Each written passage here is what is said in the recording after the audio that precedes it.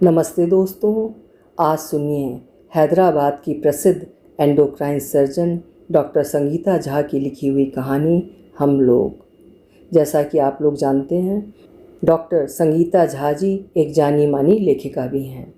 प्रस्तुत है उनकी लिखी कहानी मेरी ज़ुबानी। मैं हूँ सीमा सिंह।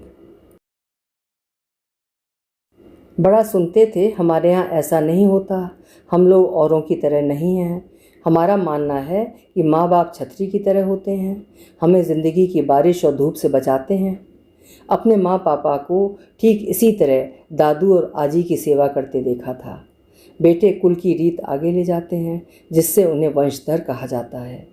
स्कूल के सिलेबस में भी एक मॉरल साइंस की किताब हुआ करती थी, जिसमें हम बच्चों को शिक्षा दी जाती थी कि माता पिता भगवान का रूप होते हैं।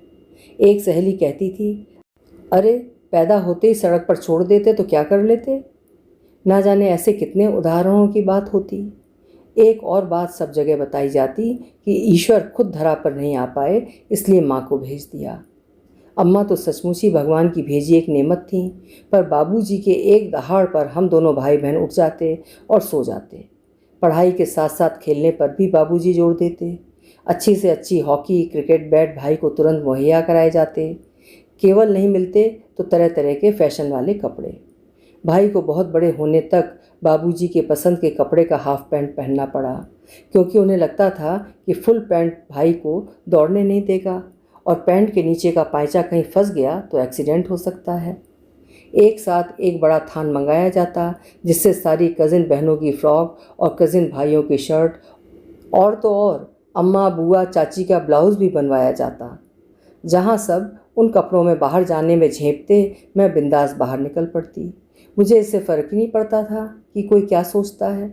इस पर करेला ऊपर से नीम चढ़ा की तरह मेरी पूरी फ्रॉक में कहीं नाक का सेमण, तो कहीं अचार, तो कहीं खाना लगा होता।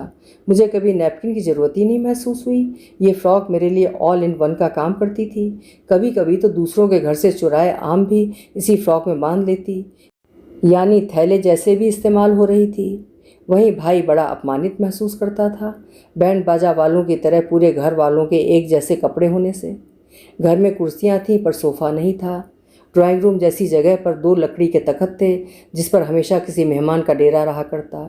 वे मेहमान अक्सर पंडित होते, जिससे उनकी पूजा की सामग्री इकट्ठा करना भी अम्मा और हम बच्चों की ही जिम्मेदारी थी। मैं तो बाबूजी जैसी ही मस्त मौला थी, जिससे उनके ज़ोर ज़ोर से पढ़े जाने वाले मंत्रोच्चार भी ना तो मेरी पढ़ाई और ना ही मेरी दिनचर्या में कोई बाधा डालते थे। शायद लड़की समझकर मेहमान मुझे सिवाय बगीचे से दूब या फूल तोड़ लाने या कभी कभी चंदन घिसवाने के अलावा कोई काम नहीं करवाते थे। लेकिन भाई कभी पैदल दुकान जा अगरबत्ती माचिस जैसी कई चीज़ें लाया करता। मैं भाई के दर्द से पूरी तरह अनजान थी। मैं तो कभी जान ही नहीं पाई और ना ही बाबूजी अम्मा को ही इसकी भनक पड़ी। बाबूजी और मैं उसकी नज़र में खलनायक और खलनायिका जरूर बन गए। जब तक मुझे इसका पता चला, वक्त गुजर चला था। भाई का पैदल चलना बाबूजी की नज़रों में उसके पैरों को मजबूत बनाना था। काश बाबूजी वहीं रुक जाते। वो तो अपने बेटे को मिल्खा सिंह बनाने के लिए अपनी साइकिल के पीछे मीलों दौड़ाते। भाई के जहन में ये सारी बातें घर करती जा रही थीं और वो सिर्फ मौके का इंतज़ार कर रहा था।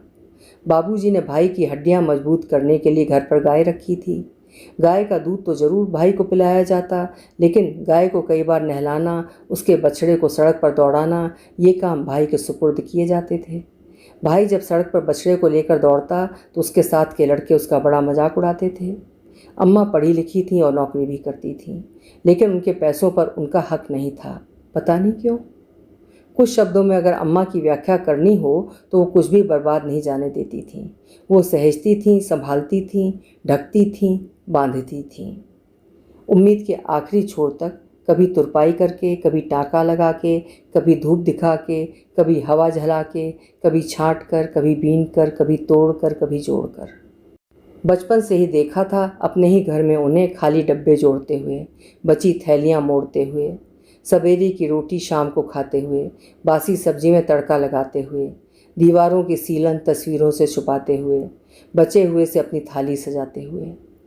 फटे हुए कपड़े हों, टूटा हुआ बटन हो, फफूंदी लगा अचार हो, सीले हुए पापड़ हो, घुन लगी दाल हो, गला हुआ फल हो, मुरझाई हुई सब्जी हो या फिर तकलीफ़ देता रिश्ता, वो सहेजती थीं, संभालती थीं, ढकती थीं, बांधती थीं, उम्मीद के आखिरी छोर तक, ताकि हम सब खुश रहें। भाई माँ का दर्द समझता था और उसे माँ की शून्य सी आँखें बड़ा सहमा देती थीं, जबकि मैं कभी माँ की तड़पन, जीवन से समझौता कभी समझ ही नहीं पाई। माँ को थोड़ा महसूस किया जब खुद माँ बनी। रात भर जब बेटी मेरा स्तन दूध के लिए चूसती रही और पति बेखबर खर्राटे मार कर सोते रहते, मेरे पास तो कम से कम ये आज़ादी थी। मैं सुबह पति पर बहुत चिल्लाती और वो चुपचाप सुनते रहते। अम्मा के पास तो ये हक भी नहीं था कि वो हमारे किसी कारनामे की बाबूजी से शिकायत भी कर पाती। मुझे तो बाबूजी दुनिया के हीरो लगते थे, जो जिसे चाहे डांट लगाते, जो चाहे वो खाते और सबसे ऊपर भाई से ज़्यादा मुझे चाहते। मेरे कई खून माफ़ थे, जो घर में आता उसकी यथासंभव मदद तो करते, लेकिन अपनी शर्तों पर। बाबूजी शरीर और मन दोनों से पहलवान थे। कभी किसी लड़के ने मेरी मर्जी के विरुद्ध मुझसे कुछ कहा, बाबूजी हथियार की तरह थे। किसी को भी डराने के लिए बाबूजी का गुर्राना ही काफ़ी था।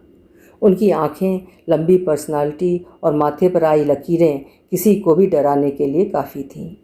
जहाँ मैं बाबूजी के गुर्राने की फ़ैन थी, वहीं भाई बाबूजी की ऐसी दबंग शख्सियत से नफ़रत करता था और दोस्तों के सामने शर्मिंदगी महसूस करता था। जो यादें जो आज भी मुझे बरबस बचपन की ओर खींचती हैं, उन्हें याद करना या उनका जिक्र भी भाई को गुस्से से लाल कर देता है। सचमुच सिक्के के दो पहलू होते हैं और हम वही पहलू देखते हैं जो देखना चाहते हैं। भाई का बचपन का तमतमाया चेहरा अब याद आने पर मुझे पागल करता है। उस समय मैं खुद मदमस्त हथिनी की तरह थी, जो उसके अंदर के उबाल को समझ ही न सकी। इन सारी विविधताओं के बावजूद हम लोग एक परिवार थे और सब इस बात को एक स्वर में स्वीकार भी करते थे। अम्मा कहती, हमारे यहाँ हमारे बच्चे करेला नहीं पसंद करते। हम दोनों भाई और मैं दादा दादी और बाकी दूसरे रिश्तेदारों का बहुत ख्याल रखते थे और सचमुच उन्हें प्यार भी करते थे। वहाँ फिर हम लोग, हमारे बच्चे, हमारी संस्कृति जैसे शब्दों का प्रयोग होता था। कितना रायता बना हुआ था इन रिश्तों में। भाई बाबूजी से नफ़रत करता था, फिर भी डर से सबके सामने उनकी इज्जत करता था। मुझे बाबूजी बहुत प्यार करते थे और मैं उन्हें जवाब देती थी। बाबूजी सबके सामने भाई पर दहाड़ लगाते, बबला कहाँ मर गया, पता नहीं लड़का पढ़ेगा भी नहीं, इसके लिए एक मछली का कांटा लाना पड़ेगा, मछली पकड़ेगा और अपने परिवार को पालेगा, ढीमर कहीं का। स्थानीय भाषा में मछुआरे को ढीमर कहते थे। सारे घर वालों, रिश्तेदारों के सामने भाई शर्म और गुस्से से कांप जाता था, पर चुप रहता था और उस पल के लिए वो हमसे निकलकर मैं बन जाता था। और एक ही विचार उसके दिमाग में दौड़ता था, इस शाकाल से तो मैं बदला लूँगा। उस पल के लिए बाबूजी उसके लिए हिंदी फिल्मों के खलनायक बन जाते थे और हम की हस्ती लगभग भाई के लिए ख़त्म हो जाती थी। कुछ समय बाद फिर भाई के जहन से मैं गुम हो हम आ जाता। बेचारी अम्मा ही एक ऐसा किरदार थी जो सब कुछ सहमे हुए भी हमसे मैं नहीं बनी। बाबूजी हर किसी को हमारा ख़ानदान, हमारी विरासत, हमारे उसूल, हमारे बच्चे और हमारा घर कह के डींग हाँकते। काश वो समझ पाते कि उनका ये अहम उनके ही बेटे के अंदर से हम निकालता जा रहा है। समय बीतता गया। धीरे धीरे अपनी मेहनत से भाई बाबूजी का प्यारा बेटा भी बना, लेकिन भाई तो अपने बचपन में ही अटका रहा। बाबूजी हम करते रहे और भाई मैं समझती थी कि मेरा और भाई का रिश्ता बहुत ही पक्का है और बीच में कोई आ ही नहीं सकता। भाई मेरी बचपन की नादानियों, जैसे उसकी कोई चीज़ छुपा देना, झूठ बोलना, थोड़ी जलन रखना को ही मेरा व्यक्तित्व मानता रहा। उसके मैं में मेरी कोई जगह नहीं थी। अगर बाबूजी शाकाल थे तो मैं भी किसी ललिता पवार से कम नहीं थी। मेरी शादी हो गई। मुझे अपने मायके का हम छोड़कर किसी दूसरे घर के हम में शामिल होना था, जो मेरे लिए मुश्किल ही नहीं, नामुमकिन सा था। हर वक्त बाबूजी और भाई जहन में छाए रहते। भाई ने तो अपनी दुनिया से बड़ी आसानी से मुझे निकाल फेंका था। इसका आभास मुझे पहली राखी में ही हो गया।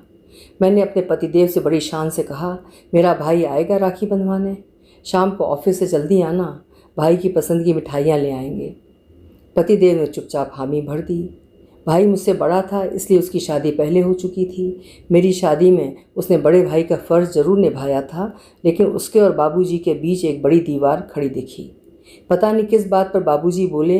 हमारे यहाँ बाबूजी अपनी बात पूरी कर पाते उससे पहले ही भाई जोर से चिल्लाया, आप अपनी बात करो, मुझे घसीटने की ज़रूरत नहीं है, मैं अपना देख लूँगा। अम्मा की आंखों का दर्द और बाबूजी की बेबसी मेरी विदाई के गम में किसी को पता भी नहीं चल पाए। मैंने ज़रूर उस हम और मैं के अंतर को महसूस किया, पर मैं भी लाचार थी। उन दिनों ना तो सेल फ़ोन थे और न ही व्हाट्सएप था। सोचा जब मिलेंगे भाई से बात करूँगी। फिर जब राखी पास आई तो मन ही मन सोचा ये अच्छा मौका है भाई से 1 to 1 टॉक का। बड़ी आशाओं से भाई के ऑफिस में फ़ोन लगाया, क्योंकि मैं हमारे बीच अपने पति और भाभी दोनों को ही नहीं आने देना चाहती थी। मेरा फ़ोन उसने ही उठाया और झल्लाते हुए पूछा, ऐसी क्या इमरजेंसी है जो ऑफिस में फ़ोन लगाया? मैंने मिमियाते हुए कहा, भैया राखी आ रही है ना, इसलिए लगाया है। भाई और ज़ोर से गुर्राया, तो क्या राखी भेज दे, उसके लिए मुझे ऑफिस में फ़ोन करने की क्या ज़रूरत है? मैंने अपनी आवाज़ में मधुरता लाते हुए फिर कहा, भैया दिल्ली और जयपुर कितना दूर है, आप खुद आ जाइए। अगर आप नहीं आ सकते तो मैं ही आ जाती हूँ, शादी के बाद मेरी पहली राखी है भैया। भाई का जवाब उतना ही ठंडा था। हमारे यहाँ भी राखी है। मधु जोधपुर अपने भाई को राखी बांधने जाने का सोच रही है। मम्मी डैडी भी वहाँ हमारा इंतज़ार करेंगे, मेरा जाना ज़रूरी है। मैं अभी भी हमारे के खुमार में थी। हमारे यहाँ और मम्मी डैडी सुनकर अटपटा तो लगा था, पर मैंने भी हार न मानने की ठानी थी। मैंने कहा, कोई बात नहीं, भाभी को जोधपुर जाने दें और आप जयपुर आ जाएं, हम राखी साथ मना लेंगे। उसके बाद भाई ने जो जवाब दिया, मेरे तो होश फाख्ता हो गए। समझ नहीं आता कैसे हो तुम दोनों बाप बेटी, मुझे कभी शांति और खुशी से रहने भी दोगे या नहीं? पहली बात, मधु तेरे जैसी आवारा नहीं है कि मुंह उठाया और चली, मेरे बिना कहीं जाती नहीं है। और दूसरी बात, तुम लोगों के कारण मैं हमारे घर में आग नहीं लगाऊंगा। मैं तो अवाक रह गई। तुम लोग और हमारे घर, मेरे लिए भाई के मुंह से आने वाले नए शब्द थे। अब तो भाई की ज़िंदगी में मेरी भी कोई जगह नहीं थी, उसके हमारे में और लोग आ गए थे। शाम को पति जल्दी आ गए और कहा, चलो बाज़ार, बड़े साली साहब आ रहे हैं, पहली बार उनकी पसंद की मिठाइयाँ ले आते हैं। मैंने अपने हम की इज्जत बचाते हुए कहा, भाई यहाँ नहीं आ रहे हैं, मुझे बुला रहे हैं। मैंने साफ मना कर दिया, मैं नहीं आ रही आपको छोड़कर। पति सकपका गए, अरे तुम ही चली जाओ, क्या प्रॉब्लम है? मुझे कोई राखी थोड़ी बांधनी है तुम्हें, मैं तो सालों से अकेला रहता आया हूँ। तुम्हारी ये पहली राखी है शादी के बाद, चली जाओ। मैंने पैर पटकते हुए जवाब दिया, नहीं जा रही मतलब नहीं जा रही। पति सिर्फ मेरा मुंह देखते रहे। माँ को भाई ने बता दिया था कि उसकी राखी ससुराल में मन रही है, लेकिन हमेशा की तरह वो ढकने और जोड़ने में लग गए। बाबूजी उस समय तक हमारा बेटा वाले ही झूठे दम्भ में थे। उन्हें भी मेरी ही गलती लगी कि हमेशा की तरह मैं ही भाई को मना कर हम लोगों के घेरे को तोड़ रही हूँ। धीरे धीरे भाई ने एक उपग्रह की तरह अपनी खुद की कक्षा बना ली और अपनी कक्षा में हमसे बहुत दूर घूमने लगा। घर पर सिर्फ अम्मा से फ़ोन पर बात करता था। मैं और बाबूजी तो उसके बचपन के खलनायक थे, जिन्होंने उसके पूरे बचपन को रौंदा था। मैं कुछ समय तक बाबूजी के, हम लोग और अपनी नई दुनिया के बीच घूमती रही। भाई की कक्षा ने तो त्योहारों में भी हमारी कक्षाओं से फ़ोन पर भी टकराना बंद कर दिया। शेर की तरह दहाड़ने वाले, अपने को भाग्य विधाता समझने वाले, बार बार हम लोग, हमारे यहाँ की दुहाई देने वाले बाबूजी समय के साथ गीदड़ की तरह हो गए। जीते जी बस यही दोहराते रहे, तुम जानो तुम्हारा परिवार जाने। अम्मा चुपचाप एक हिमशिला का टूटना देखती रहीं और जल्दी ही स्वर्ग सिधार गईं। बाबूजी को गुजरे साल हो गए और अपने घर पर पतिदेव को हम लोग कहते सुनती हूँ। फिर पलट कर अपनी बेटियों की आंखें देखती हूँ तो कहीं कुछ अटपटा सा नहीं दिखता। छोटी बेटी कहती है, मम्मा आपको नहीं लगता पापा सठिया रहे हैं? आजकल हमारे यहाँ ये सब नहीं चलता, हम लोगों को चाहिए कुछ ज़्यादा ही बोलने लगे हैं।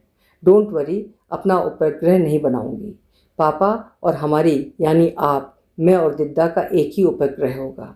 विचारों की भिन्नता के बावजूद हम सब एक ही कक्षा में घूमेंगे। उसकी बातें सुन मैं अपने आप को रोक नहीं पाई और मैंने अपनी दोनों बेटियों को बुलाकर गले से लगा लिया। कहाँ मैं कई बार बेटे ना होने का गम करती थी और यहाँ मेरी दोनों बेटियों ने औलाद बन मेरी दुनिया में 4 चांद लगा दिए। अभी आप सुन रहे थे डॉक्टर संगीता झा जी की लिखी हुई एक उम्दा कहानी हम लोग। भारतीय परिवारों की एक झलक इस कहानी में दिखाई देती है। आशा है कहानी आपको भी पसंद आई होगी। कल फिर मिलेंगे। आपका समय शुभ हो।